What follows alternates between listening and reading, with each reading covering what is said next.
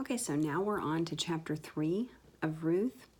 The other chapters 1 and 2 are listed in the videos, so if you want to just catch up, just listen to those first. Chapter 3, it begins with Naomi asking Ruth if she wants to find rest. Of course, that's what we're all longing for, rest, peace, shalom, or basically being in his presence without fear. And she says, if you do, you must go to the threshing floor,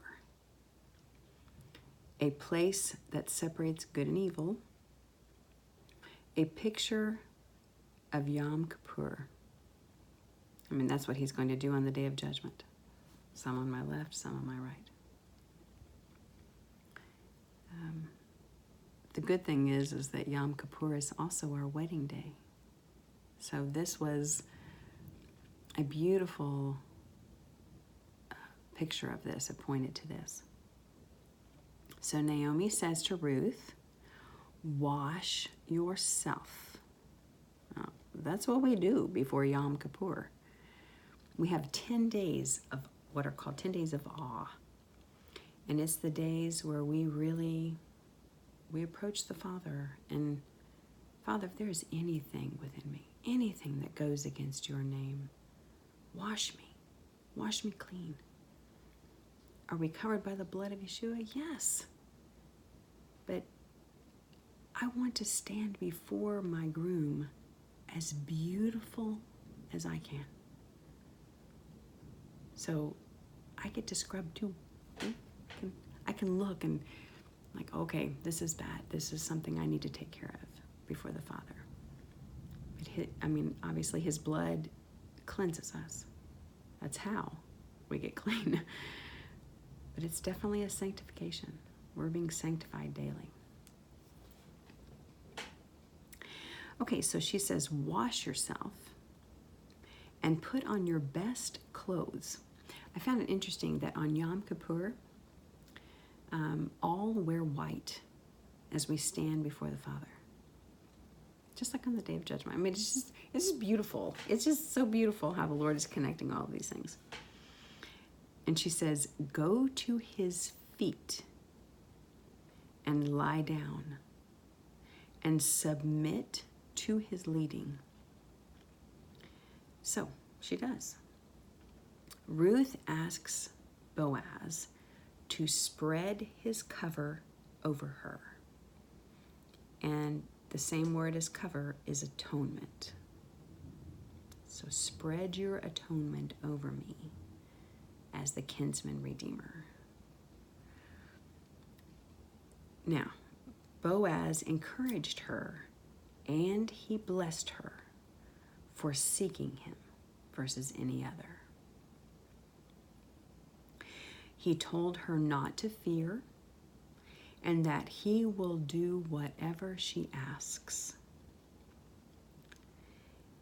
Then he calls her a woman of valor. Okay, a woman of valor. That's the Proverbs 31 woman. Woman of valor. He calls us that. Oh, anyway, beautiful. He calls her a woman of valor. And he confirms he is the kinsman redeemer, but there is another. There's one that's a closer relative. So he just tells her to rest. Now she got up before dawn. She left. But as she left, he gave her his cloak.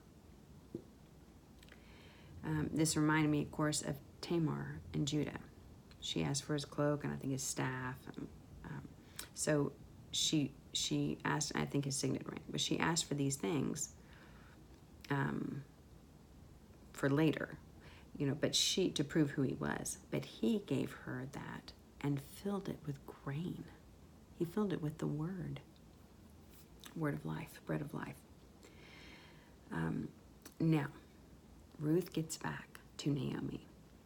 And Naomi asks her, how did it go, basically. But really, in the Hebrew, what she's asking is, who are you? And so really the question is, are you his? Are you betrothed, right?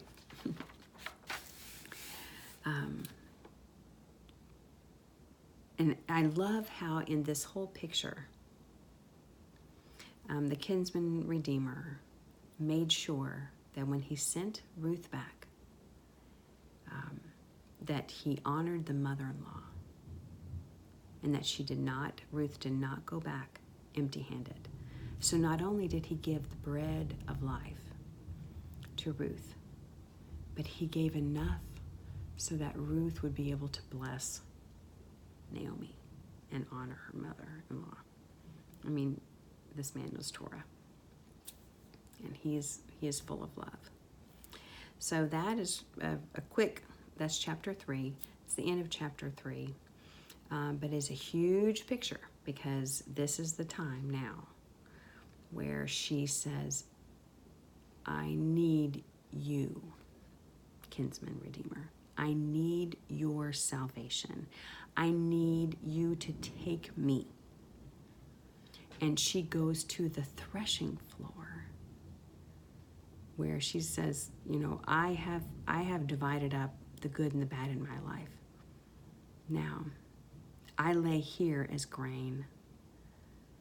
Separate me out and take me as good.